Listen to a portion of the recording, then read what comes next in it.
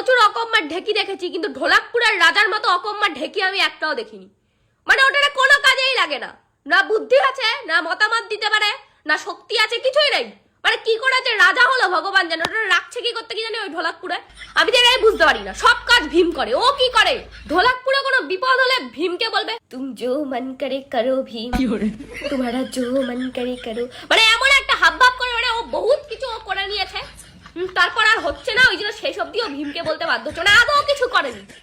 ও জো মন করে করে, মানে ও জানে তো যে আমি তো বলতে পাঠা, আমি তো পারবো না, আমার তো কোনো বুদ্ধি নেই, আমি কিছু করতে পারবো না, তার দিয়ে ভীম তুই কর ভাই, তুই জানিস অনেক কিছু, শক্তিও আছে, বুদ্ধি আছে, আমার তো নেই, আমি তো বলতে বাচ্চা, আমি আমার তো কিছু করতেই পারবো না। তারপর কয়েকটা সেনাপতি ফুটেছে, ওগুলোরও কোনো কাজে লাগে না।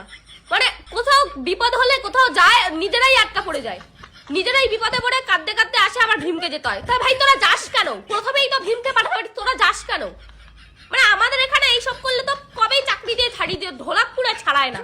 ঢোলাকপুরে ছাড়াবে কি? রাজাটাই তো বলতে পাঠা। আর ওই বলদ রাজার আছে একটা উচ্ছৃঙ্খল মাইয়া ইন্দুমতি, ওইটা যতবার বাইরে যায় ততবার ওই মঙ্গল সিং এর কাছে পড়ে, ওটা ধরে, ওটা নিয়ে যায়, টাকা চায়, আবার ভীম ছাড়াতে যায় কায়দা মেরে, আবার যাবে।